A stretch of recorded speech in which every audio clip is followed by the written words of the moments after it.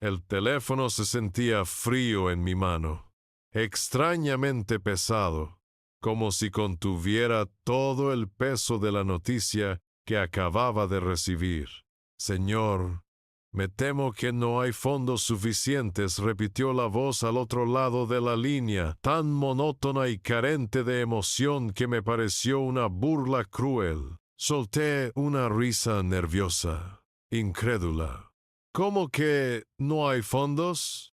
Debe de ser un error del sistema. Inténtelo de nuevo, por favor. Iba a realizar una transferencia de 80,000 euros para la reserva de nuestro piso de inversión. Imposible que no estuvieran ahí. Hubo una pausa. El sonido de un teclado. Señor, lo he comprobado 3 veces. En esta cuenta, el saldo actual es de 27 euros con 14 céntimos. 27 euros. El mundo se detuvo. El ruido de la oficina, los coches pasando por el paseo de la Castellana, todo se desvaneció en un zumbido sordo. Colgué sin despedirme. Mi mirada se clavó en una foto que tenía en el escritorio. Lucía y yo, sonriendo en nuestras últimas vacaciones en la Costa Brava. El sol en su pelo, sus ojos llenos de una alegría que yo creía que era por mí, por nosotros. La traición no fue un pensamiento, fue un golpe físico, un puñetazo en el estómago que me dejó sin aire. Mi primer impulso fue salvaje primario. Coger el móvil, marcar su número y gritar hasta quedarme afónico, exigirle que me dijera que era una pesadilla, un error catastrófico. Pero, en medio de la rabia hirviendo, una capa de hielo se formó en mi interior, una frialdad inusitada, cortante. Recordé la noche anterior, yo ya en la cama, escuchando sus susurros en el pasillo, hablando por teléfono con su madre. Pensé que eran cosas suyas, de su familia. ¡Qué ingenuo! Y en ese instante tomé una decisión. Silencio. No iba a llamarla. No iba a haber gritos ni reproches. El dolor seguía ahí, un animal herido en mi pecho, pero ahora lo acompañaba una rabia fría, metódica, calculadora. Esto no había sido un error, había sido un plan, y el mío acababa de empezar. Antes de que te cuente cómo desvelé la increíble red de mentiras que mi esposa y su familia habían tejido a mis espaldas, y cómo les serví un plato de justicia que jamás olvidarán, déjame un comentario y dime desde qué ciudad de España estás escuchando mi confesión. Vuestro apoyo es mi fuerza para entender la magnitud del derrumbe. Primero tienes que ver la altura desde la que caí. Tienes que ver el edificio que habíamos construido, ladrillo a ladrillo, antes de que yo descubriera que los cimientos eran de arena. Todo empezó en la universidad, en Madrid. Yo era el estudiante de arquitectura, el de las líneas rectas, los planos milimetrados y los horarios rígidos. Mi mundo era predecible, estructurado, y entonces apareció ella. Lucía estudiaba bellas artes y era todo lo contrario, un torbellino de colores, de risa espontánea y de ideas caóticas y brillantes. Era la curva perfecta que rompía todas mis rectas. Ese contraste, esa fuerza de la naturaleza me atrajo como un imán. Nuestro noviazgo fue como una de sus acuarelas, lleno de matices vibrantes. Pasábamos los fines de semana perdiéndonos por las callejuelas de Toledo, hablando durante horas en terrazas con vistas al Tajo. Soñábamos en voz alta. Yo soñaba con diseñar edificios que perduraran. Ella con crear marcas que inspiraran. Pero nuestro mayor sueño era conjunto, construir una vida. No solo edificios, no solo logos, sino una vida entera. Fue entonces cuando trazamos nuestro plan a 10 años, un pacto casi sagrado. Trabajaríamos sin descanso, viviríamos con sencillez y ahorraríamos cada euro posible para crear un colchón financiero sólido. Primero la seguridad, después la familia, era nuestro mantra. Nos casamos en una pequeña ermita románica a las afueras de Segovia, rodeados de piedra antigua y un puñado de amigos y familiares. Recuerdo la emoción en sus ojos cuando me dio el sí quiero. Una humedad brillante, una vulnerabilidad que yo creí absolutamente sincera en ese momento. Bajo el sol de Castilla, yo no tenía ni una sola duda. Había encontrado a mi compañera de vida, mi alma gemela, la pieza que completaba mi plano existencial. Los primeros años de matrimonio fueron la confirmación de esa creencia.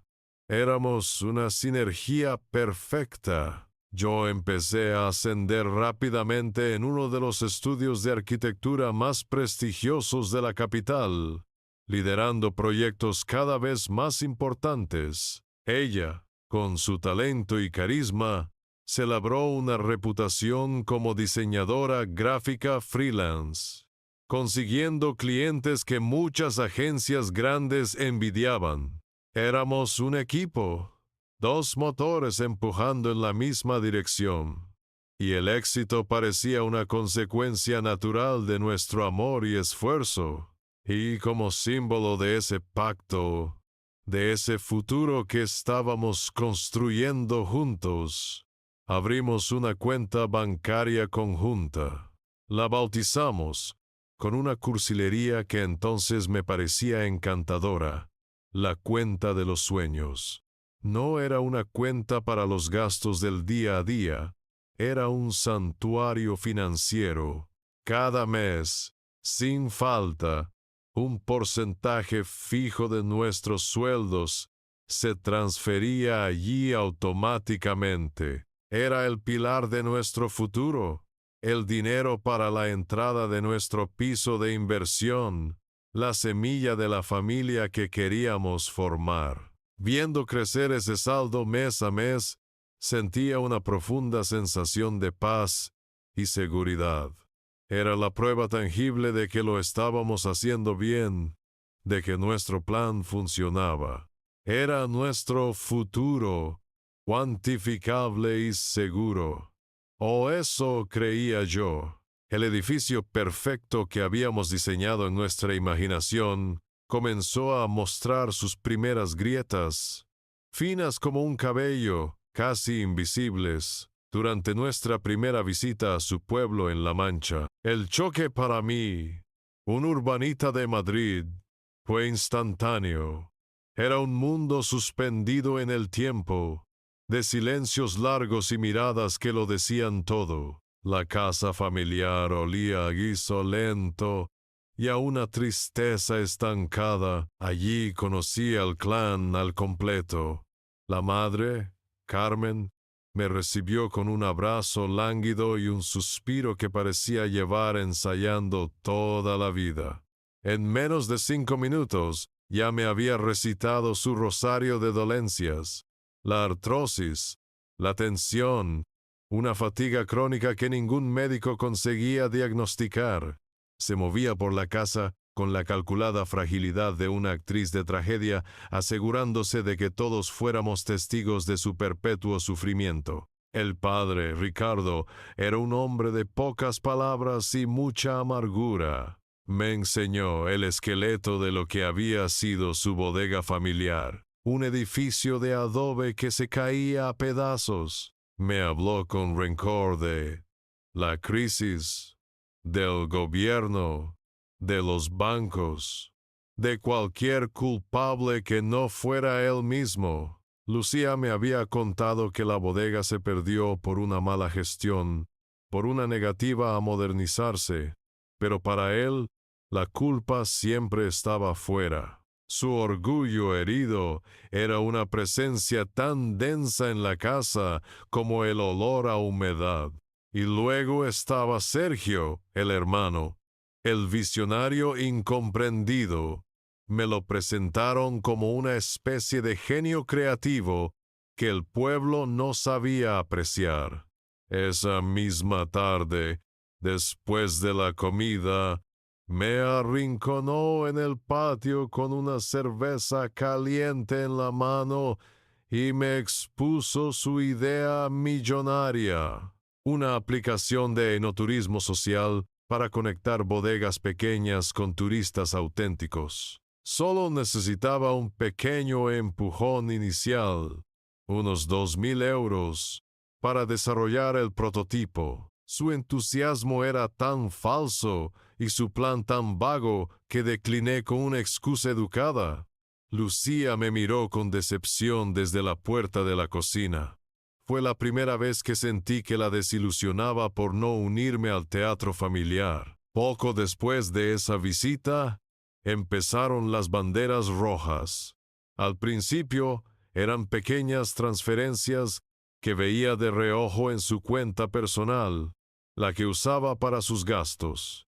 100 euros por aquí, 200 por allá. Cuando le pregunté, su respuesta siempre era una justificación envuelta en culpa. Es solo para las medicinas de mamá, Mateo, la pensión no les llega. O es para ayudar a Sergio con una factura urgente. Está a punto de cerrar un trato importantísimo. Yo, cegado por el amor y por el deseo de no parecer un tacaño insensible, lo dejaba pasar. Eran pequeñas grietas. Me decía a mí mismo, nada que una capa de masilla no pudiera arreglar. Pero las grietas empezaron a ensancharse. Unos meses más tarde, vi que había transferido 500 euros. Esa vez decidí hablarlo en serio. Lucía, cariño, empecé con toda la delicadeza que pude.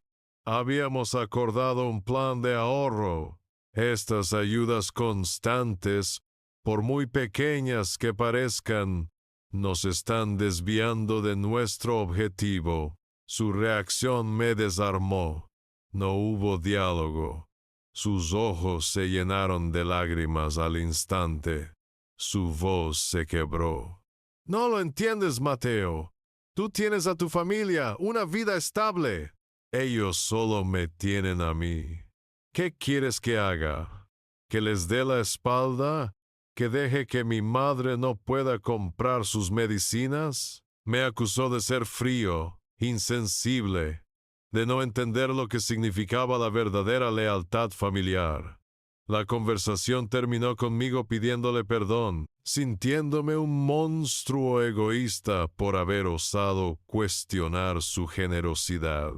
El punto de inflexión, el momento en que una de las grietas se convirtió en una fisura visible, llegó con la avería del viejo Seat de su padre. Me llamó por teléfono angustiada. El coche ha muerto, Mateo. Papá está desolado. Es su única forma de moverse por el pueblo. Hablamos de soluciones, de buscar un taller económico, de mirar coches de segunda mano. Quedamos en que lo veríamos juntos el fin de semana. 2 días después, revisando los movimientos de nuestra cuenta corriente compartida, no la de los sueños, sino la de los gastos comunes, vi una retirada en efectivo de un cajero de su pueblo, 1.500 euros. El concepto era vago, disposición varios. Mi corazón dio un vuelco. La llamé. Al principio lo negó, pero cuando la presioné, confesó. Era una emergencia. Un amigo de papá le vendía su coche a un precio de ganga. No podíamos dejar pasar la oportunidad.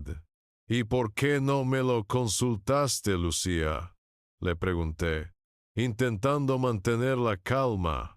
Es nuestro dinero, porque sabía que dirías que no, gritó. Habrías querido mirar 1000 opciones, hacer números, y la oportunidad se habría perdido. A veces hay que actuar, Mateo. No todo en la vida es un plano de arquitectura. La discusión fue agria, la peor que habíamos tenido. Pero, una vez más, terminó de la misma manera, con sus lágrimas, con su acusación de que yo no entendía la presión que sentía, con mi propia y estúpida culpabilidad. Acabé cediendo, aceptando la compra como un hecho consumado y pidiéndole perdón por haberla hecho sentir mal.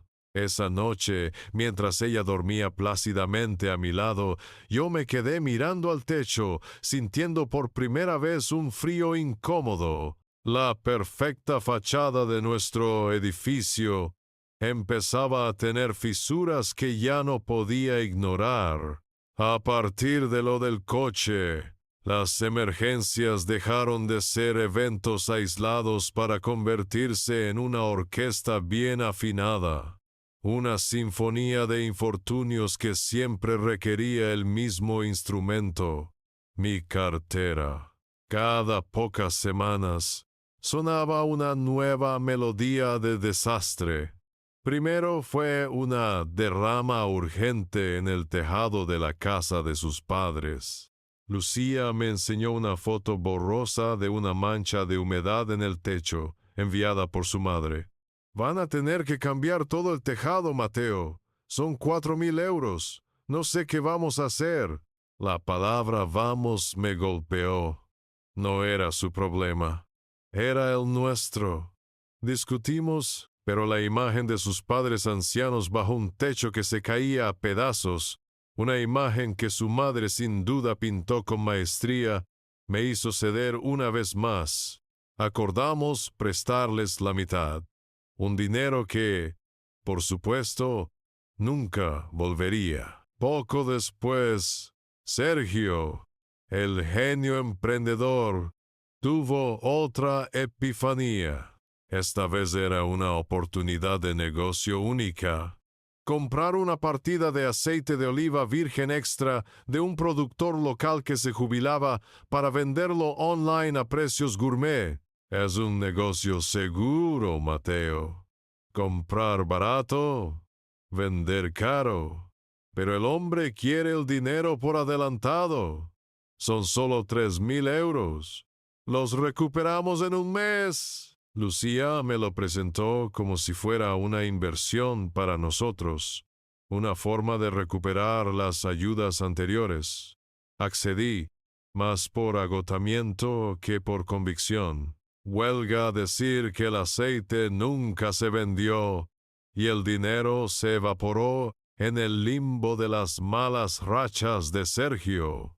La sinfonía continuó con un crescendo de calamidades menores pero constantes. El dentista urgente de su madre, que requería un implante carísimo, una multa de tráfico injusta de su padre, la caldera que explotó en pleno invierno. Cada llamada de su pueblo era un nuevo movimiento en la partitura del desastre, y Lucía era la directora de orquesta, moviendo la batuta con una mezcla de pánico y exigencia. Su comportamiento cambió drásticamente. La mujer alegre y creativa que conocí se estaba convirtiendo en una sombra nerviosa y ausente. Vivía pegada al teléfono, y sus conversaciones con su madre se convirtieron en susurros furtivos en el balcón. Si yo entraba inesperadamente en una habitación donde ella estaba hablando, colgaba de repente con un «luego te llamo» precipitado. Cuando le preguntaba qué pasaba, la respuesta era siempre la misma. «Nada, cosas de mamá, no te preocupes». Pero yo sí me preocupaba. Sentía que mi casa estaba siendo invadida por fantasmas telefónicos, por problemas que no eran míos, pero que pagaba yo. Un sábado por la mañana, después de una semana particularmente tensa, decidí intentar un enfoque diferente. Con toda la paciencia y la calma que pude reunir, me senté a su lado mientras tomaba café. «Lucía, cariño, sé que estás preocupada por tu familia», empecé, «pero tal vez la solución no es seguir tapando agujeros. Quizás si Sergio buscase un trabajo de verdad, algo estable, aunque no fuera el negocio del siglo, podría empezar a contribuir y quitaros un peso de encima a todos». La explosión fue instantánea y monumental, como si hubiera presionado un detonador. Se levantó de golpe, derramando el café.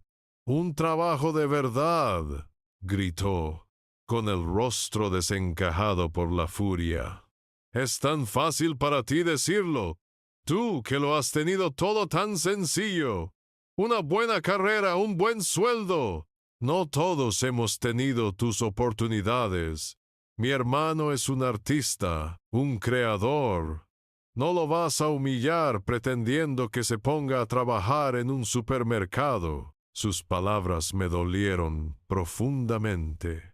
No por la defensa a su hermano, sino por el desprecio hacia mí, hacia mi esfuerzo, como si mi éxito no fuera fruto de años de sacrificio, sino de una suerte que yo no merecía.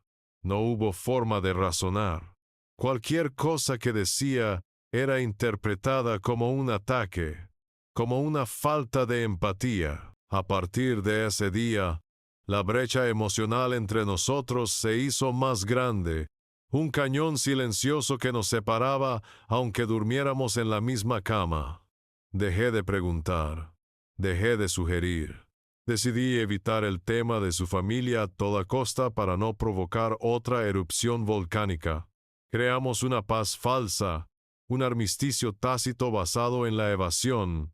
Hablábamos del tiempo, de series de televisión, del trabajo, de cualquier cosa superficial que no rozara el nervio expuesto de su clan. Y entonces, un día, llegó la gran mentira, el movimiento estratégico que me hizo bajar la guardia por completo. Lucía llegó a casa radiante, con una sonrisa que no le veía en meses. «Tengo una noticia maravillosa», anunció, abrazándome. «Papá ha encontrado trabajo en la cooperativa vinícola del pueblo. Le han dado un puesto en la administración. Por fin, Mateo, por fin van a salir adelante». Sentí un alivio inmenso, como si me hubieran quitado una mochila llena de piedras de la espalda. La felicité, la abracé sinceramente, feliz por ella, por nosotros. Pensé que era el final de la sangría económica, el principio de una nueva etapa. Me tragué el anzuelo, el sedal y la caña. Fue la jugada maestra de su orquesta, una pausa de calma y esperanza justo antes del estruendo final que haría saltar todo por los aires. Con la supuesta estabilidad laboral de su padre, los meses siguientes fueron como un espejismo, un regreso a los primeros días de nuestro matrimonio. La paz, aunque falsa, se sentía real. Lucía estaba exultante, más cariñosa y presente que nunca. Volvió a ser la mujer de la que me enamoré, optimista, cómplice, llena de planes. Atribuí su cambio a la liberación de la carga familiar. «¿Ves cómo todo se arregla?», me decía con una sonrisa radiante. Ahora podemos centrarnos en lo nuestro, en nuestro futuro. Fue ella quien me animó a retomar con urgencia la búsqueda del piso para invertir. Cada noche se sentaba a mi lado revisando portales inmobiliarios, señalando oportunidades, mostrándose más entusiasmada que yo. No podemos dejarlo pasar más tiempo, Mateo. Los precios no paran de subir. Es nuestro momento. Su proactividad disipó las últimas nubes de duda que pudieran quedar en mi mente. Sentí que volvíamos a ser un equipo, que la pesadilla de las emergencias familiares por fin había terminado. Y entonces la encontramos, la joya de la corona, un apartamento en el corazón del barrio de Chamberí. Era un piso antiguo, de techos altos y suelos hidráulicos originales, pidiendo a gritos una reforma. Pero mi ojo de arquitecto vio el potencial al instante. Era una oportunidad de esas que solo salen una vez en la vida. Lucía se enamoró del lugar, de la luz que entraba por los balcones. «Es este, Mateo», me dijo, apretándome la mano con fuerza. «Lo sé, es este». El agente inmobiliario, un tipo astuto, olió nuestra emoción y nos presionó. «Tengo otra pareja muy interesada», nos dijo con falsa confidencialidad. «Han hecho una oferta verbal. Si lo queréis, tenéis que hacer la transferencia para la reserva antes del viernes. Tenéis que decidirlo ya». La presión nos empujó a tomar la decisión final. Esa noche en casa, abrimos nuestra cuenta de los sueños en el ordenador. Vimos el saldo, esos 83,000 euros y pico que habíamos acumulado con tanto sudor. Era más que suficiente para la reserva y los primeros gastos. «Lo hemos conseguido», le dije, abrazándola. «Después de tanto esfuerzo, lo hemos conseguido». Para celebrarlo, la noche antes de hacer la llamada al banco, la llevé a nuestro restaurante italiano favorito, un pequeño local en La Latina donde celebramos nuestro primer aniversario.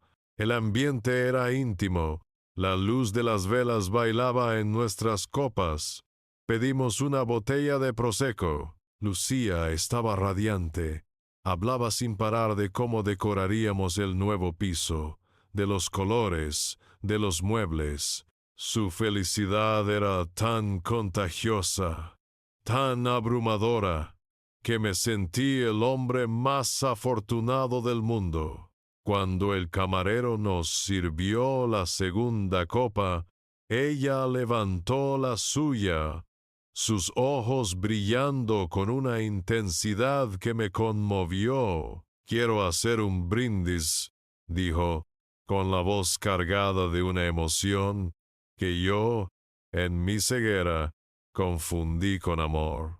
La miré, bebiéndome cada una de sus palabras. «Por nosotros, Mateo, por nuestro futuro, por demostrar que juntos somos imparables». Ese brindis, esas palabras, ahora resuenan en mi cabeza con un eco macabro, como la dedicatoria en la lápida de una tumba. Chocamos nuestras copas, y el tintineo cristalino sonó como la sentencia final de mi felicidad. Esa misma noche, ya en casa, mientras yo revisaba por última vez los documentos del piso, la oí hablar por teléfono desde el dormitorio. Su voz era un susurro bajo, pero la puerta estaba entreabierta y pude oír con claridad una frase que, en ese momento, interpreté de la forma más inocente posible. «Tranquila, mamá. Mañana todo estará solucionado. Confía en mí». Asumí, por supuesto, que se refería a la reserva del piso que hablaba de cómo nuestra inversión nos daría por fin la tranquilidad que buscábamos. Mañana todo estaría solucionado, y así fue. Al día siguiente, con una sola llamada telefónica, todo se solucionó para ella y se destrozó para mí. Y así, volvemos al presente, a mi despacho, con el eco de esa frase, 27 euros con 14 céntimos, rebotando en las paredes de mi cráneo. La conmoción inicial, esa sensación de irrealidad, duró apenas unos minutos. Luego, fue reemplazada por una oleada de adrenalina pura, fría y potente. No había tiempo para el luto. No podía permitirme el lujo de derrumbarme. El dolor era un océano, pero tenía que nadar, no ahogarme. Esto no era una tragedia, era una guerra, y acababan de declarar el primer ataque. Esa tarde actué con una normalidad que me asustó a mí mismo. Cuando Lucía llegó a casa, la recibí con un beso. Le pregunté por su día. Le mentí. Le dije que el banco había tenido un problema técnico con la plataforma de transferencias y que lo intentaría de nuevo al día siguiente. Ella asintió, visiblemente aliviada, sin hacer preguntas. Su falta de curiosidad fue la primera confirmación. Cenamos juntos, vimos un capítulo de nuestra serie. Yo era un actor en el escenario de mi propia vida, interpretando el papel del marido confiado mientras mi verdadero yo estaba en el foso de la orquesta, afilando los cuchillos. Esperé hasta bien pasada la medianoche. Su respiración a mi lado se volvió profunda y regular. Me levanté de la cama con el sigilo de un ladrón, cerré la puerta del dormitorio sin hacer ruido y fui al estudio. La casa estaba en silencio, una calma sepulcral que contrastaba con la tormenta que se desataba en mi interior. Encendí el ordenador. La luz del monitor me iluminó la cara en la oscuridad. Entré en el portal de nuestro banco, ese lugar que hasta hacía unas horas asociaba con la seguridad y el progreso. Introduje las claves, y allí estaba. La pantalla del extracto bancario no era una lista de números, era un campo de batalla. La crónica detallada de una traición metódica. Empecé a descender por la madriguera del conejo, un clic tras otro. Lo primero que descubrí fue la cronología del desfalco. No había sido un acto impulsivo, un momento de debilidad. Había sido una campaña sistemática, perfectamente planificada. Empezó hacía casi 2 años, justo después de mi ascenso en el estudio. Pequeñas transferencias semanales, casi insignificantes, 200, 300 euros. Cantidades que fácilmente podían pasar desapercibidas en el flujo de una cuenta con tantos ingresos. Pero con el tiempo, las cantidades fueron creciendo, 500, 1000, 2000. Cada transferencia estaba camuflada con un concepto falso, diseñado para no levantar sospechas si alguna vez yo echaba un vistazo rápido. Reforma baño, leí en una, recordando que ese mes ni siquiera hablamos de cambiar una baldosa. Adelanto factura cliente. En otra, a pesar de que ella siempre cobraba a 30 días. Y el más descarado de todos, repetido una y otra vez. Préstamo familiar. No era un préstamo, era un saqueo. Mi corazón latía con fuerza, pero mis manos estaban firmes. Seguí desplazándome hacia abajo, mes a mes, sintiendo cómo el hielo de mi interior se extendía por mis venas. Y entonces llegué al golpe más bajo, las transferencias más grandes, las de 5, 8, incluso 10,000 euros. Eran menos frecuentes, pero devastadoras, y al ver las fechas, un patrón horrible emergió. Junio del año pasado, 10,000 euros. La misma semana que Lucía supuestamente estaba en Barcelona, en un importante congreso de diseño. Recuerdo su llamada, contándome lo inspiradoras que eran las ponencias, lo cansada que estaba. Era mentira. No estaba en un hotel de 5 estrellas en la Diagonal. Estaba en la única sucursal bancaria de su pueblo, firmando un papel para retirar nuestro futuro y metérselo en el bolso. Septiembre. 8,000 euros. Coincidía con su viaje de trabajo a Bilbao para una reunión con un cliente clave. No hubo cliente. No hubo reunión. Solo otra incursión en nuestra cuenta de sueños. Cada recuerdo feliz de esas supuestas semanas de éxito profesional se convirtió en una escena de su crimen. Cada te echo de menos por teléfono una puñalada. Con una rabia helada, conecté la impresora. Página tras página, el aparato escupía la evidencia de su engaño.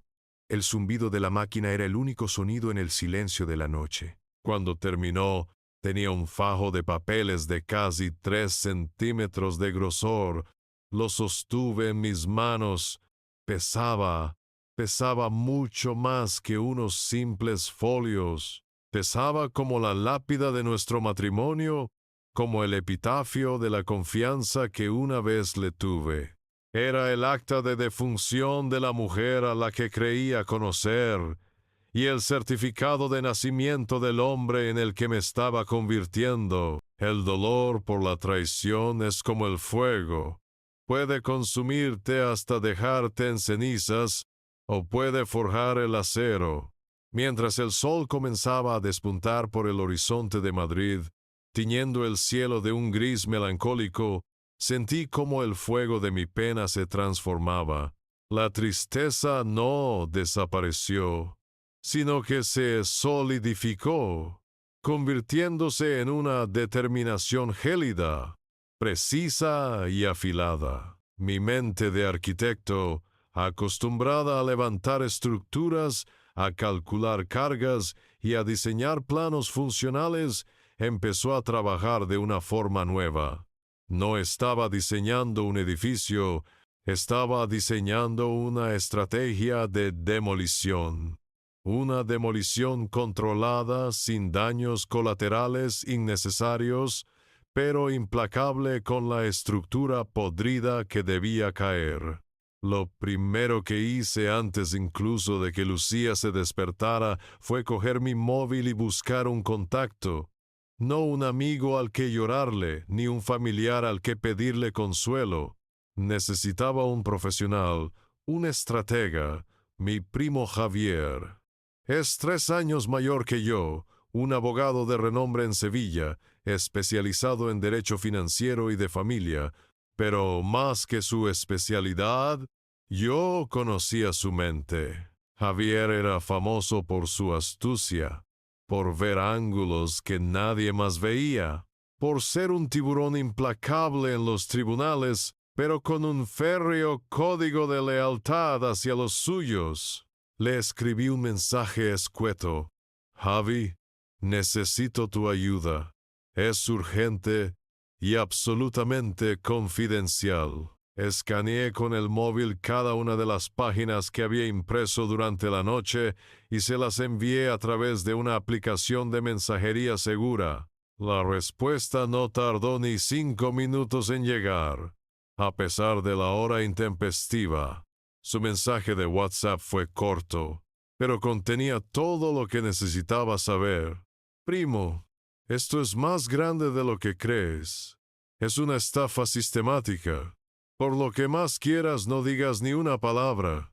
No la confrontes. Haz como si no supieras nada. Eres la víctima. Pero ahora mismo tu ignorancia es tu mejor arma. Necesitamos más munición. Más munición. La palabra resonó en mi cabeza. Tenía razón. Los extractos bancarios eran la prueba del qué, pero necesitaba la prueba del cómo y del por qué. Necesitaba sus propias palabras, sus propias mentiras, para construir un caso tan sólido que no pudieran encontrar ni una sola fisura por la que escapar. Siguiendo el consejo de Javier, esa misma mañana, mientras Lucía estaba en la ducha, mi plan entró en la fase 2. Entré en una web de productos de vigilancia y compré, con entrega urgente en mi oficina, un software de grabación de audio activado por voz y la mini cámara más discreta que encontré, oculta en un marco de fotos digital. Por la tarde, recogí el paquete y antes de que Lucía volviera a casa, la instalación me llevó menos de 10 minutos. El software se instaló en el ordenador de sobremesa del estudio, el que ella usaba para sus largas llamadas con su pobre familia. La cámara dentro del marco de fotos la coloqué en la estantería del salón, con un ángulo perfecto que cubría el sofá y el teléfono inalámbrico. Necesitaba pruebas visuales y sonoras. Necesitaba convertirme en el ojo y el oído invisible de mi propia casa. A partir de ese momento, mi actuación comenzó. Me transformé en el marido perfecto y despistado. Era amable, cariñoso, completamente ajeno a la tormenta que se cernía sobre nosotros. Esa noche, mientras preparábamos la cena juntos, puse a prueba mi nueva máscara. Con la mayor inocencia que pude fingir, le dije mientras cortaba unas verduras: ¿Has revisado la cuenta de los sueños últimamente, cariño? Con el bonus que me dieron el mes pasado, debemos estar ya muy cerca del objetivo. Vi cómo se le tensaron los hombros por una fracción de segundo. Se giró, forzando una sonrisa que no le llegó a los ojos. Ah, sí, claro, mi amor. No lo he mirado esta semana, pero seguro que sí. ¡Qué emoción! Su nerviosismo, ese microgesto de pánico, fue la primera pieza de mi puzzle, la primera confirmación de que estaba en el camino correcto. Ella no solo me había robado, sino que estaba dispuesta a seguir mintiéndome a la cara, a compartir la emoción fingida por un sueño que ella misma había asesinado. Y yo, el arquitecto de la justicia, tomé nota mentalmente, colocando esa pequeña pieza en el gran plano de mi venganza. El software y la minicámara no tardaron en dar sus frutos. Se convirtieron en mis oídos y ojos, en los cronistas silenciosos de la traición. Cada tarde, después de mi jornada en el estudio, dedicaba un par de horas a revisar las grabaciones del día anterior. Escuchar esas conversaciones fue como abrir un libro prohibido, una biblioteca entera, dedicada al arte de la mentira y la manipulación, y sus páginas estaban llenas de mi nombre. Las grabaciones eran una auténtica mina de oro. Escuchaba a Lucía hablar con su madre y su hermano casi a diario. En sus voces no había ni una pizca de culpa, ni un atisbo de remordimiento. Solo había codicia, una estrategia fría y un desprecio absoluto por mí, a quien veían no como un marido o un familiar, sino como un recurso inagotable, una fuente que emanaba dinero sin hacer preguntas. Planificaban sus próximos movimientos con la naturalidad de quien organiza la lista de la compra. ¿Cómo está el santo de tu marido?, le preguntaba Carmen a Lucía en una de las primeras grabaciones que revisé. Está contento, mamá. Creí que ya casi tenemos el dinero para el piso. Perfecto, respondía su madre con una satisfacción que me heló la sangre. Mateo es un bendito, hija. Se lo cree todo. Tú sigue así de cariñosa que no sospeche nada. Solo necesitamos un último empujón para el bar de Sergio. Te prometo que, una vez que funcione, le devolvemos hasta el último céntimo, el famoso bar de vinos de autor de Sergio. Era la gran excusa, el proyecto estrella que justificaba el desfalco. Pero mi curiosidad me llevó más allá de sus conversaciones. Una noche, mientras Lucía veía la televisión en el salón, me encerré en el estudio y me puse a investigar en redes sociales. No fue difícil. Sergio, en su estupidez y arrogancia, documentaba su vida a todo color. No había rastro de un bar, ni de reformas, ni de reuniones con proveedores. Lo que sí encontré fue una foto suya de hacía 2 meses, posando orgulloso junto a un BMW 4 de segunda mano. La matrícula era visible. Una búsqueda rápida en una base de datos de tráfico, a través de un contacto de Javier, confirmó que el coche se había comprado al contado justo el día después de una de las mayores transferencias que salieron de nuestra cuenta. La investigación sobre sus padres fue igual de reveladora.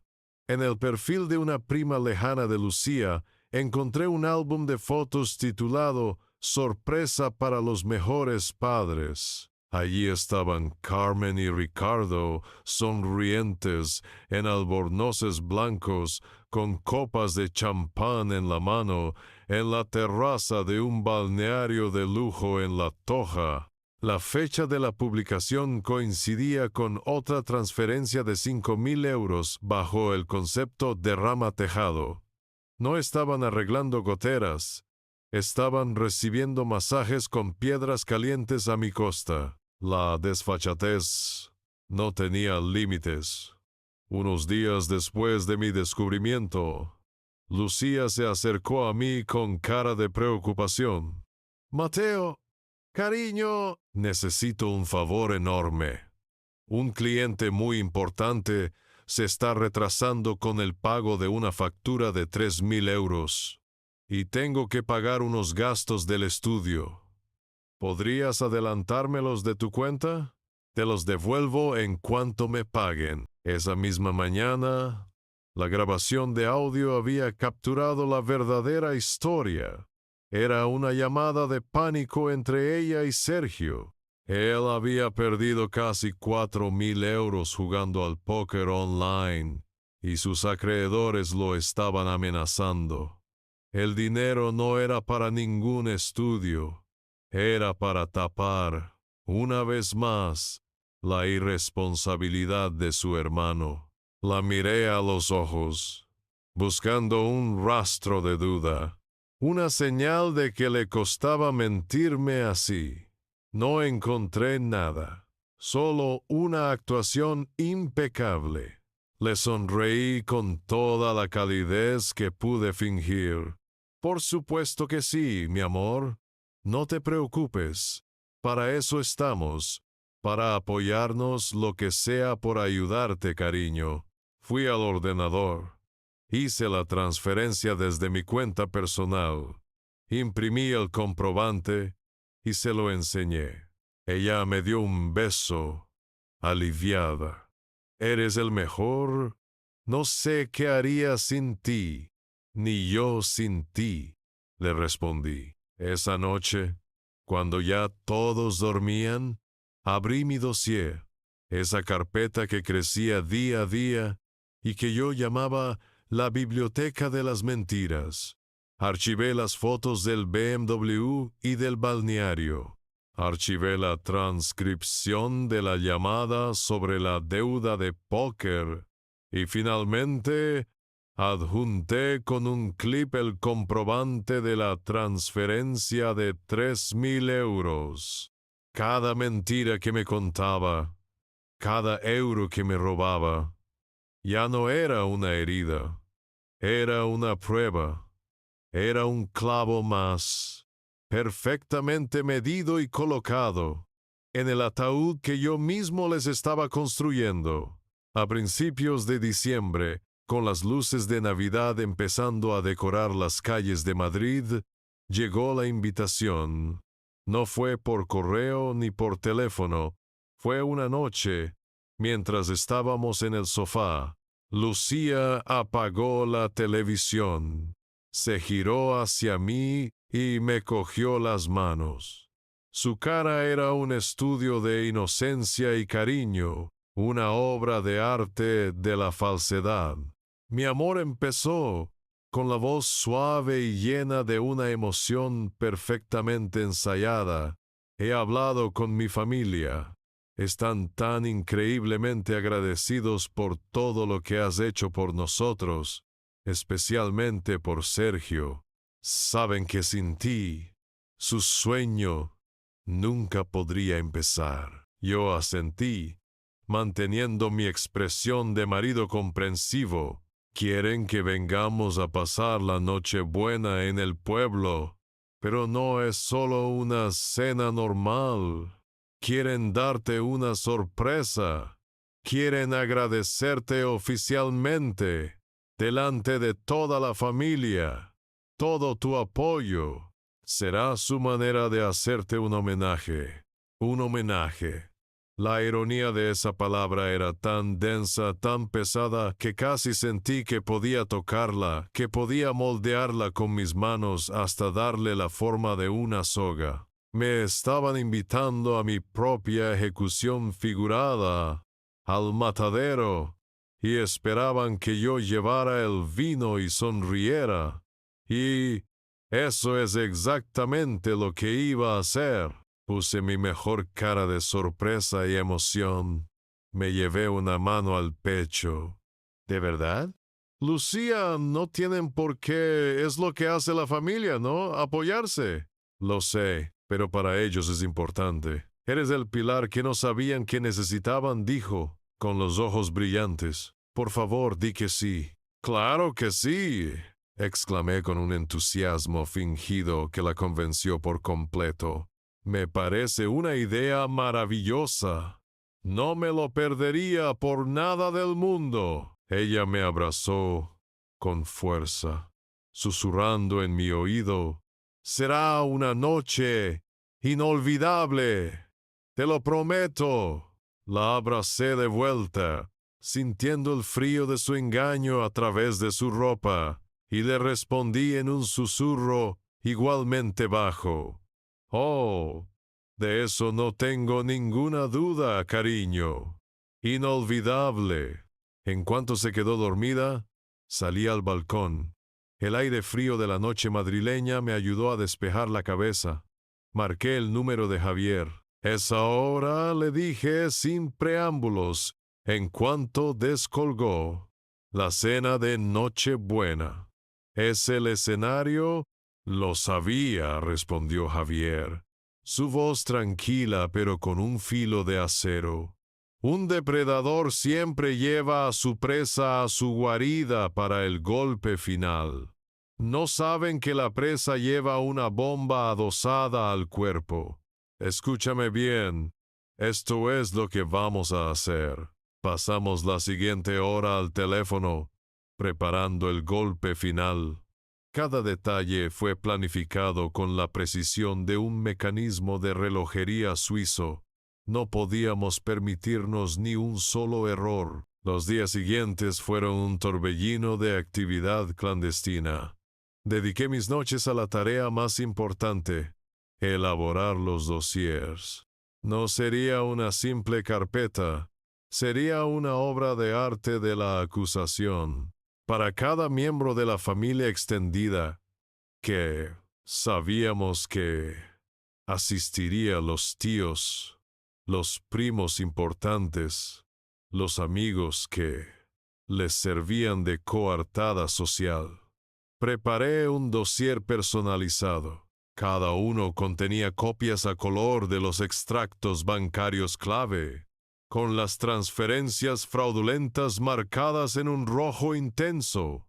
Incluí transcripciones literales de las grabaciones más jugosas, esas donde se reían de mi ingenuidad o planeaban su próximo sablazo, y la joya de la corona, las fotos del BMW de Sergio, del balneario de lujo de sus padres, todo ello yuxtapuesto a las fechas en que supuestamente necesitaban dinero para emergencias. Quería que cada invitado tuviera en sus manos la prueba irrefutable, no solo del robo, sino del desprecio con el que lo habían cometido. Mientras yo me encargaba de la munición, Javier se encargaba del arma secreta. A través de un contacto mutuo, localizó a un notario, don Federico Robles, un hombre de reputación intachable en un pueblo cercano al de la familia de Lucía. Javier le expuso una versión resumida del caso, apelando a su sentido de la justicia. Don Federico, indignado por la historia, accedió a participar. La coartada era perfecta. Asistiría a la cena como el marido de una prima lejana que vivía en otra comunidad y a la que nadie había visto en años. Nadie haría preguntas. Estaría allí, en silencio, un testigo imparcial y con autoridad legal, listo para intervenir en el momento preciso. A una semana de la cena, tenía 10 dossiers perfectamente encuadernados y guardados en una caja en el maletero de mi coche. El notario había confirmado su asistencia. Todo estaba listo. Lucía, ajena a todo, pasaba los días comprando regalos y hablando de lo maravillosa que sería nuestra Navidad en familia. El telón estaba a punto de levantarse. La función estaba preparada y yo, el director de esta pequeña tragedia, solo tenía que esperar pacientemente a que los actores principales ocuparan sus puestos en el escenario. El viaje en coche al pueblo fue surrealista. Lucía parloteaba sin cesar, nerviosa y excitada, sobre los regalos, sobre la comida que su madre había preparado, sobre lo feliz que estaba toda la familia por tenernos allí. Yo conducía, asintiendo y sonriendo en los momentos adecuados, mientras en el maletero, dentro de una discreta caja de cartón, viajaban los 10 dossiers que iban a dinamitar su mundo. Al llegar, la estampa era de una postal navideña. La casa familiar, con sus desconchones disimulados por guirnaldas de espumillón barato y un Papá Noel hinchable en el tejado, brillaba con una luz festiva. Pero yo, que conocía la podredumbre que se escondía tras esa fachada, solo veía un decorado. La decoración navideña chocaba violentamente con la falsedad del ambiente. Era como ponerle un lazo rojo a un contenedor de basura. En cuanto bajé del coche, comenzó la representación. Ricardo me recibió con un abrazo de oso, dándome unas palmadas en la espalda tan fuertes que casi me hacen toser. Mateo, campeón, la casa no es lo mismo sin ti. Carmen se acercó con su caminar frágil y me dio 2 besos sonoros en las mejillas, susurrando: «Gracias por venir, hijo. Significa mucho para nosotros».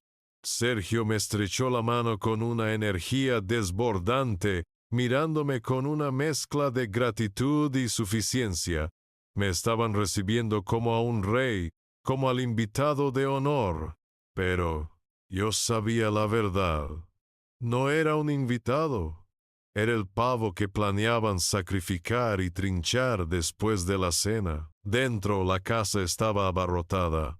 Estaban todos los tíos y primos, la parte de la familia que aún respetaba a Ricardo y Carmen, aquellos que se habían creído la historia de su mala suerte y su espíritu de lucha. Su plan era evidente: utilizarme a mí, el yerno exitoso y generoso de la capital, como trofeo para reforzar su imagen de familia unida, trabajadora y sobre todo digna de confianza.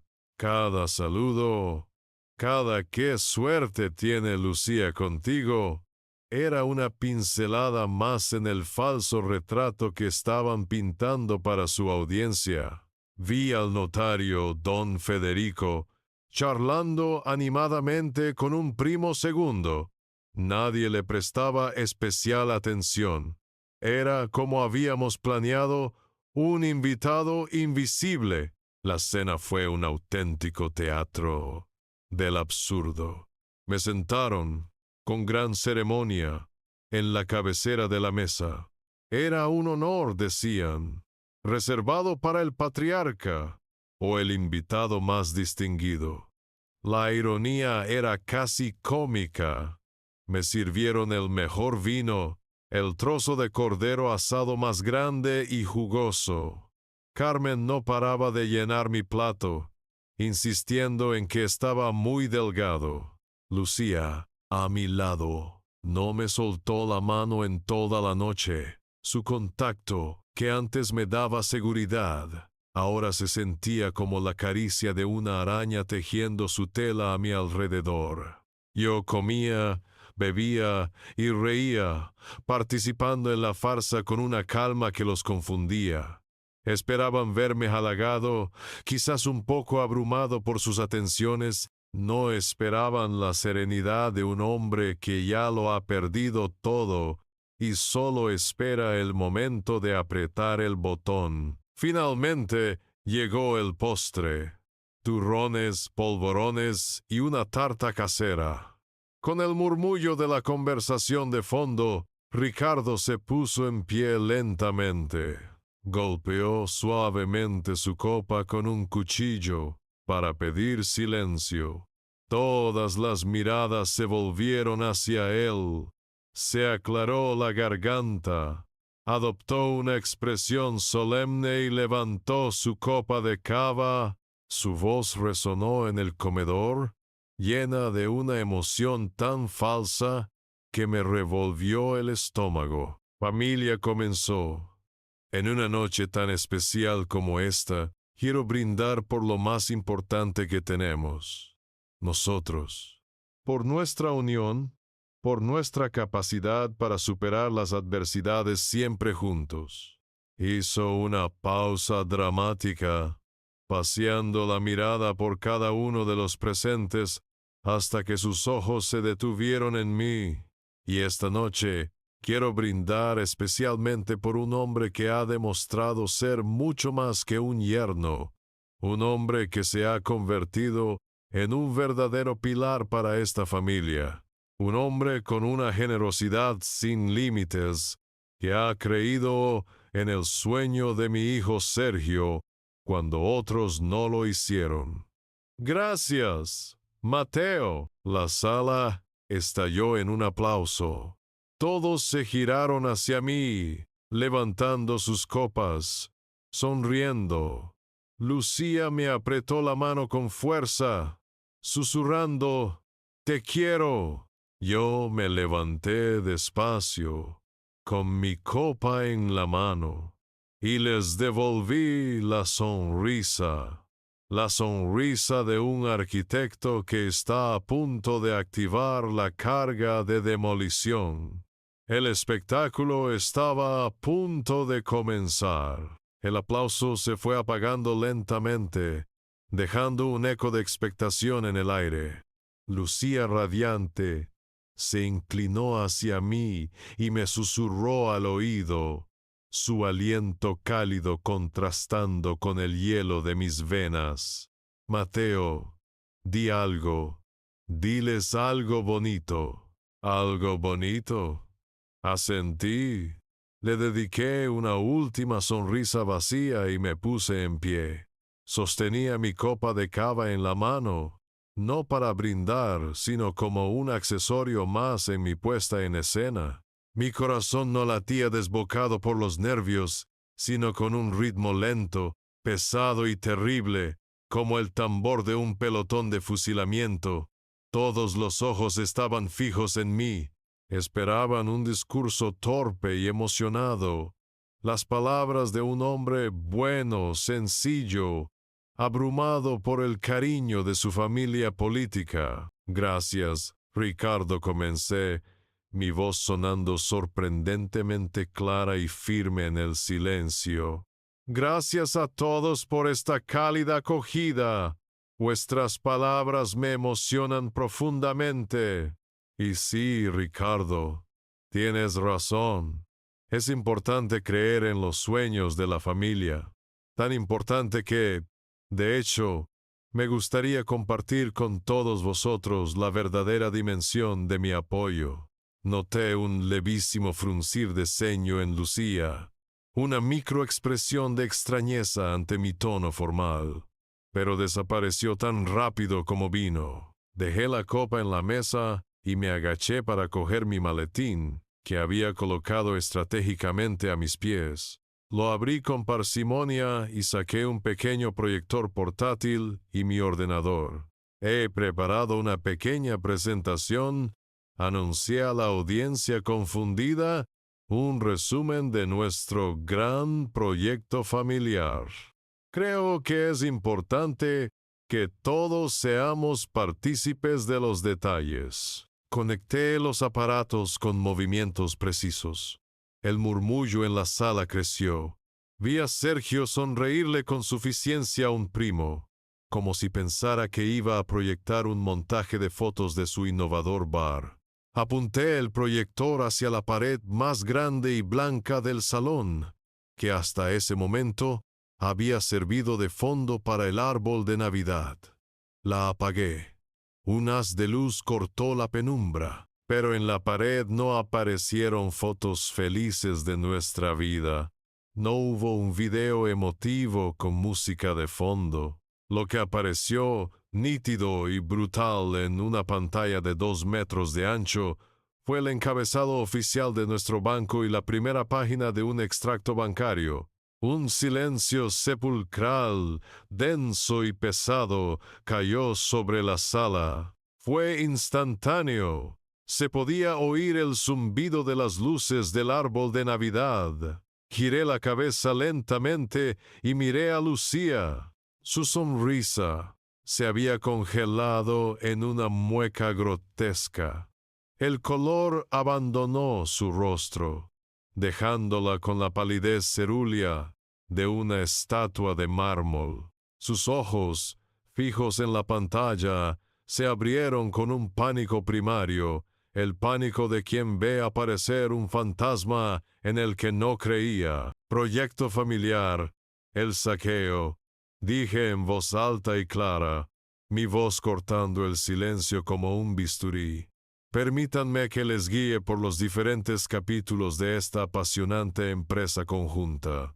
Hice clic en el mando a distancia. El proyector amplió una sección del extracto. Capítulo 1.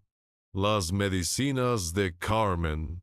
Como podéis ver, aquí tenemos una transferencia de 300 euros del día 12 de enero y otra de 250 el día 28. En febrero, curiosamente, las dolencias de Carmen debieron agravarse, porque las medicinas pasaron a costar 400 euros. Y así, mes a mes, empecé a pasar las diapositivas lentamente, una por una. Cada una era un extracto diferente, con un círculo rojo resaltando una transferencia a la cuenta de mi suegra. Leía las fechas y las cantidades, con la misma voz neutra, con la que presentaría el presupuesto de una obra. Suma total del capítulo Medicinas en los últimos 18 meses. €7,250. Un tratamiento sin duda muy costoso. Nadie se atrevía a hablar. Los tíos y primos se miraban entre ellos, sus caras pasando de la confusión a la sospecha y de ahí a una incipiente indignación. Veía cómo algunos empezaban a conectar los puntos, a recordar las constantes quejas de Carmen sobre su salud precaria. Mi suegra, por su parte, me miraba con un odio puro, con la boca entreabierta, pero sin poder articular palabra. Estaba atrapada, expuesta bajo el foco de mi proyector. La función no había hecho más que comenzar. El proyector seguía mostrando cifras en la pared, pero ya nadie lo miraba. El caos se había desatado. Carmen fue la primera en reaccionar, poniéndose en pie de un salto, con el rostro congestionado por la rabia. «¡Es un montaje!», gritó, su voz aguda y temblorosa. «¡Esto es mentira! Este desagradecido está manipulando los números para humillarnos, para manchar nuestro nombre». Ricardo, a su lado, la secundó, señalándome con un dedo tembloroso. «Siempre te tuvimos por un hijo. Te abrimos las puertas de nuestra casa y así nos lo pagas. ¿Viniendo aquí en Nochebuena a inventar estas calumnias? No tienes vergüenza». La sala era un hervidero de murmullos y miradas confusas. Algunos primos parecían dudar, mirando de mis suegros a la pantalla, sin saber qué creer. Lucía seguía paralizada, muda, con el rostro bañado en lágrimas silenciosas. «¿Un montaje?», pregunté, mi voz tranquila resonando por encima del ruido. «¿Calumnias? Es una acusación muy seria. Afortunadamente, no tenéis que fiaros de mi palabra». Metí la mano en el bolsillo de la chaqueta y saqué mi teléfono y un pequeño altavoz Bluetooth. Lo encendí. El pitido de la conexión fue como el preludio de una sentencia. «Ya que los números os parecen un montaje, quizás las voces os resulten más familiares», dije, y le di al play. La grabación que había seleccionado era la más comprometedora, una llamada de hacía 3 semanas entre Lucía y su madre. La voz de Carmen, que segundos antes gritaba sobre montajes, ahora llenaba la sala con un tono conspirador y burlón. «Mateo es un bendito, hija. Se lo cree todo. Tú sigue así de cariñosa, que no sospeche nada. Solo necesitamos un último empujón para el bar de Sergio». Y entonces, la voz de mi esposa, la mujer que lloraba a mi lado, sonó clara y nítida, cómplice y fría. «Tranquila, mamá. Ya lo tengo casi convencido para que me adelante lo de la factura falsa. Es increíble lo fácil que es. A veces hasta me siento un poco mal por él». «¡Qué mal ni qué mal!», respondía Carmen entre risas. «Mal estaríamos nosotros si no fueras tan lista. Él tiene de sobra, nosotras solo cogemos lo que es justo». El efecto fue devastador. Un silencio aún más profundo que el anterior se apoderó de la habitación. La risa de Carmen, grabada y amplificada, se convirtió en el sonido de su propia condena. Todos se giraron para mirarla, y luego a Lucía. La humillación era absoluta. Fue en ese preciso instante, con la habitación suspendida en el shock, cuando me moví. Cogí la caja de cartón que había dejado junto a mi silla. «Pero como sé que la memoria puede ser frágil», continué, mi voz implacable. «He traído algo de material de lectura para que podáis refrescarla. No os fiéis de mí. Leídlo vosotros mismos». Comencé a repartir las carpetas, una para cada tío, para cada primo. Las entregaba con una calma ceremonial, como si estuviera repartiendo los programas de una ópera. Al principio dudaron en cogerlas, pero la curiosidad y la indignación pudieron más. El único sonido en la sala durante los siguientes minutos fue el de las páginas al pasar. Un susurro de papel que era más elocuente que cualquier grito. Veía sus caras transformarse a medida que avanzaban por el dossier. La incredulidad inicial daba paso a la comprensión, y ésta a una furia contenida. Veían los extractos, leían las transcripciones, y las fotos del BMW y del balneario eran como la firma al final de una confesión. Vi a un tío de Lucía cerrar la carpeta de golpe y mirar a su hermano Ricardo con un desprecio infinito. Y para que no quede ninguna duda sobre la veracidad de estos documentos, dije, elevando la voz para el golpe de gracia, sobre si son un montaje o no.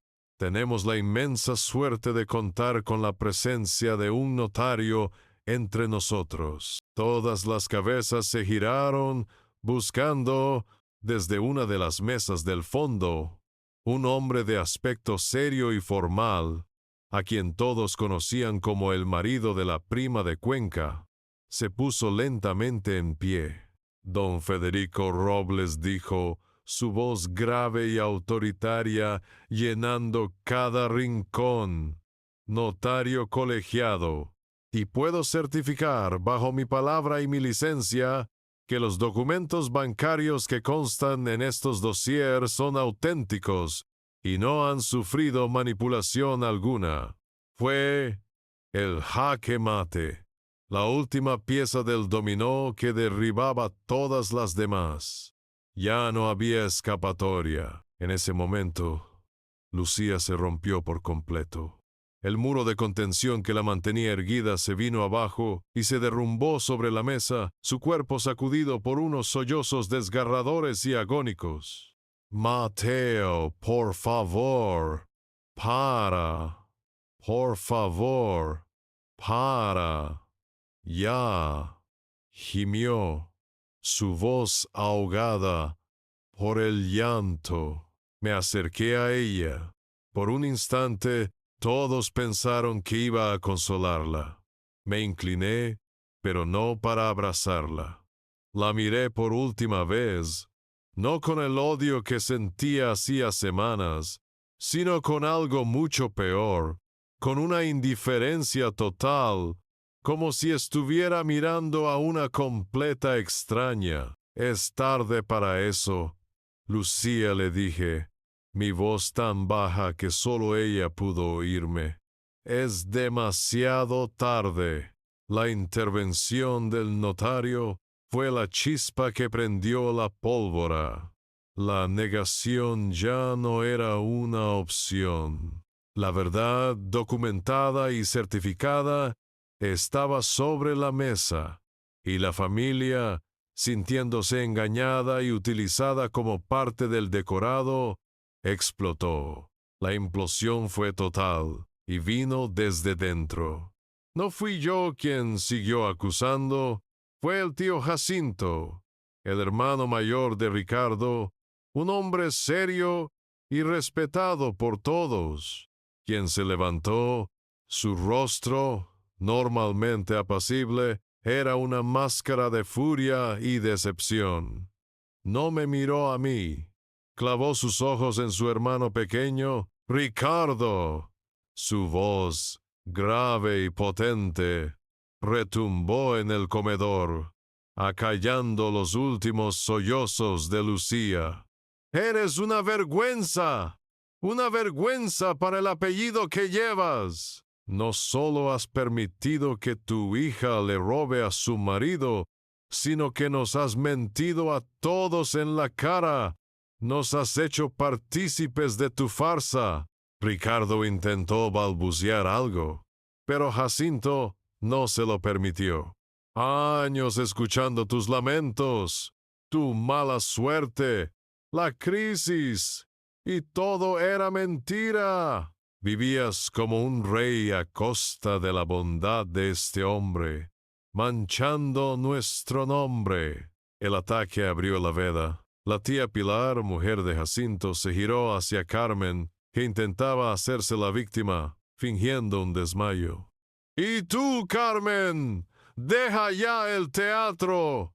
Tus medicinas, tus fatigas.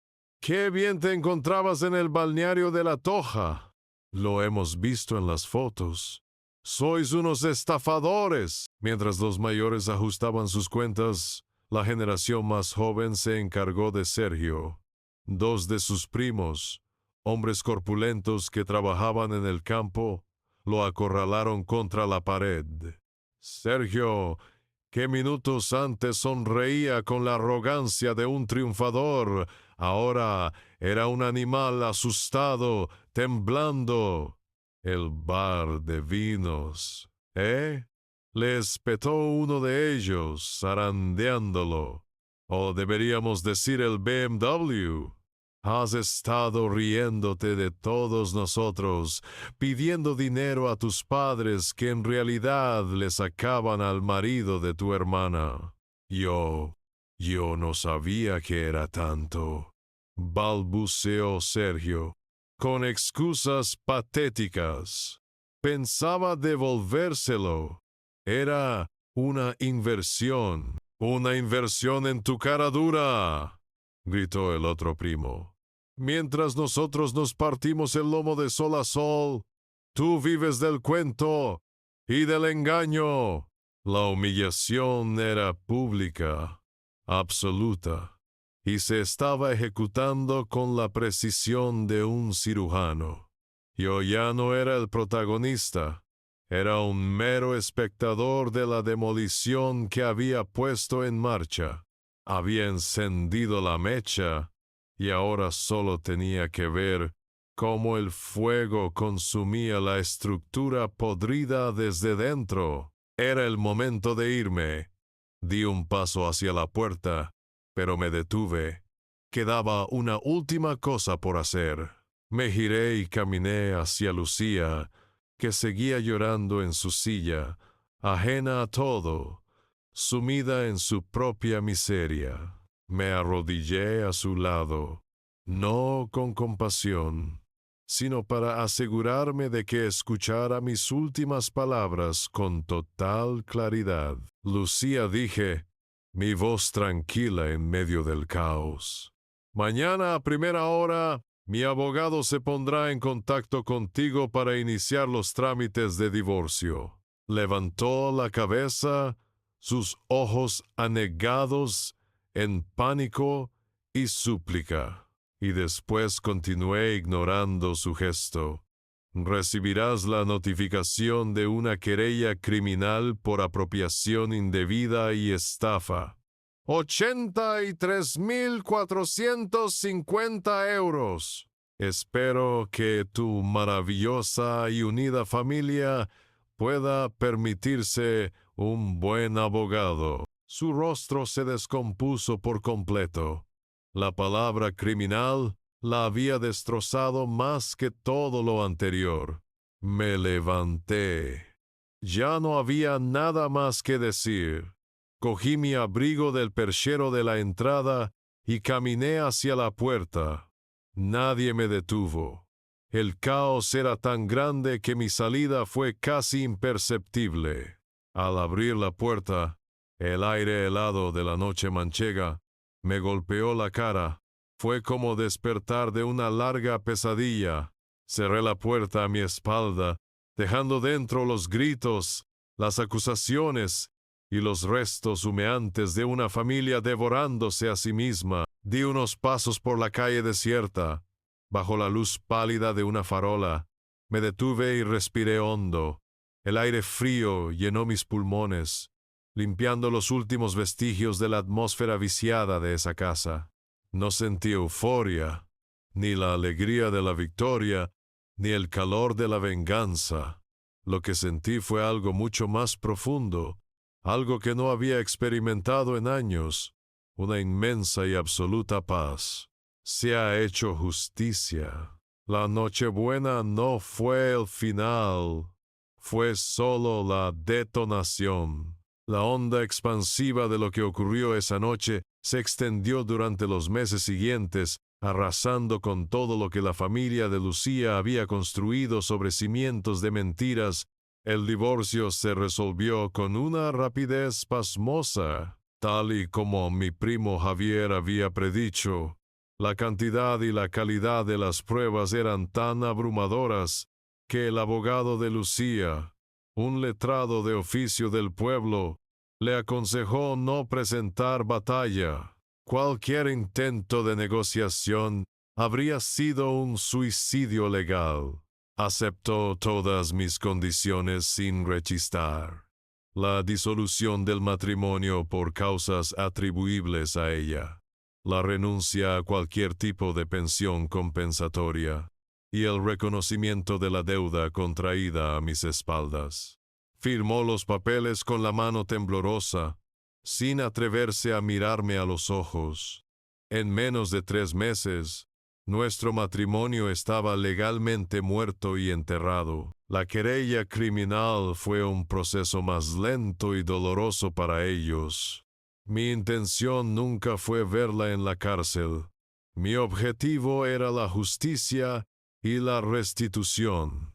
Ante la posibilidad real de una condena por estafa y apropiación indebida, su abogado nos propuso un acuerdo. Para evitar la prisión, la familia al completo se comprometía a devolver una parte sustancial del dinero robado a través de un plan de pagos humillante y riguroso. La primera cuota, la más grande, provino de la única fuente de capital que les quedaba. Tuvieron que poner a la venta la casa familiar, el escenario de su última cena y de su caída en desgracia. La noticia, como era de esperar en un pueblo pequeño, corrió como la pólvora. El cartel de Se vende en la fachada de la casa de los García fue la comidilla de todos. La historia de la Nochebuena, adornada y magnificada con cada repetición, los convirtió en los parias locales. Dejaron de ser los pobres Ricardo y Carmen, con tan mala suerte, para ser conocidos como los estafadores. La vergüenza los obligó a un exilio social. Sergio, el gran visionario, sin dinero y sin la red de seguridad de sus padres, tuvo que enfrentarse por primera vez a la realidad. Su BMW fue embargado y terminó trabajando de mozo de almacén en un polígono industrial a las afueras, soportando las miradas de lástima y desprecio de antiguos conocidos. Sus padres, despojados de su casa y de su reputación, envejecieron 10 años de golpe. Se mudaron a un pequeño piso de alquiler en la parte vieja del pueblo, 2 sombras que apenas salían a la calle. Para Lucía, las consecuencias fueron, si cabe, peores. Sin dinero y sin el apoyo de su propia familia, que la culpaba a ella por haber sido descubierta y por haberlos arrastrado a todos en su caída, se encontró completamente sola. Tras la venta de la casa, cogió su parte minúscula y se marchó. Me enteré por un primo lejano que se había mudado a un pequeño estudio en un barrio obrero de otra ciudad, intentando sobrevivir con encargos esporádicos de diseño. Durante los primeros meses, recibí varias cartas suyas. Eran un amasijo de súplicas, arrepentimiento y reproches velados. Nunca las abrí. Las reconocía por su caligrafía y, sin dudarlo, iban directamente del buzón a la basura. No había nada que pudiera decir que cambiara el pasado. La mujer que escribió esas cartas ya no existía para mí. Mientras su mundo se desmoronaba, yo ejecutaba mi propio plan, el que había diseñado para mi futuro. Puse en venta el piso que compartimos en Madrid. Se vendió rápido. Con el dinero, liquidé los últimos vestigios de nuestra vida en común y me preparé para el cambio.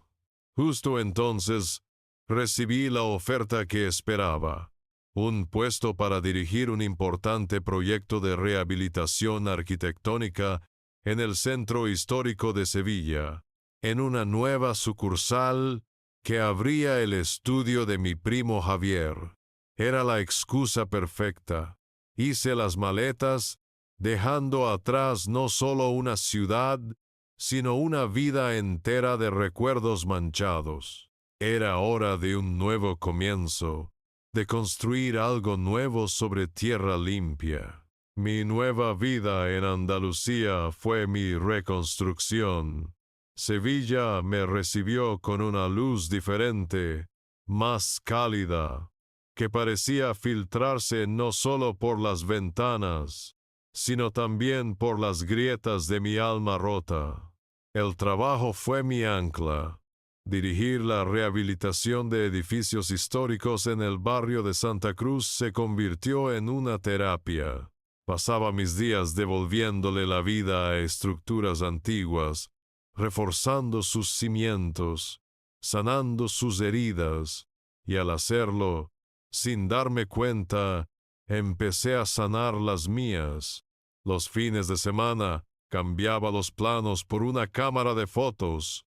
Redescubrí aficiones que había olvidado, sepultadas bajo años de trabajo y de una relación que me había consumido más de lo que imaginaba. Me perdía por la sierra de Grazalema, haciendo senderismo, sintiendo el esfuerzo físico como una purga, el silencio de la naturaleza, el olor a tierra mojada. Todo ello me ayudó a limpiar el ruido y la toxicidad que había acumulado. Empecé a sanar. En esa soledad elegida tuve tiempo para reflexionar. La lección que aprendí fue dura pero fundamental. Entendí que la confianza ciega no es una virtud, es una vulnerabilidad. La confianza debe ganarse cada día, con acciones, no con palabras bonitas. Y lo más importante, aprendí que poner límites, incluso con la gente que amas, no es un acto de egoísmo, es un instinto de supervivencia.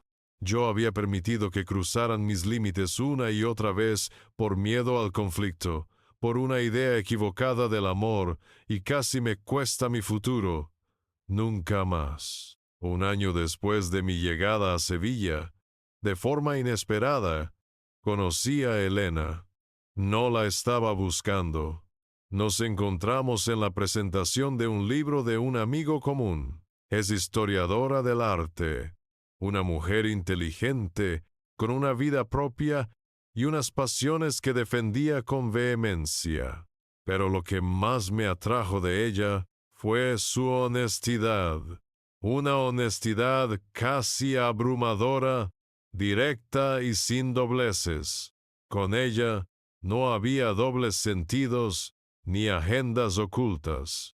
Nuestra relación se construyó lentamente, con la cautela de un arquitecto que examina cada ladrillo antes de colocarlo.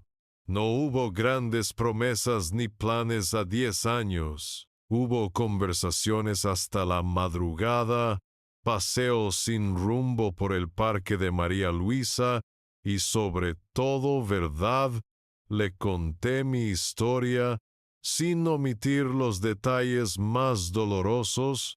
Ella me escuchó sin juzgar y luego compartió sus propias cicatrices.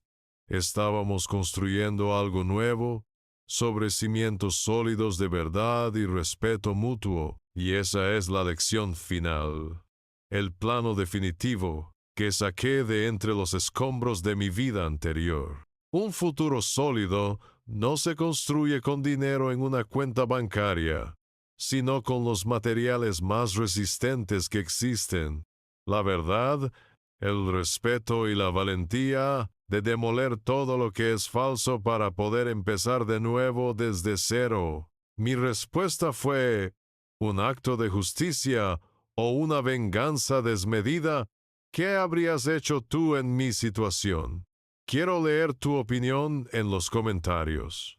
Si esta historia te ha enganchado, no olvides dejar un like, suscribirte al canal y darle a la campanita. La próxima historia podría ser la tuya.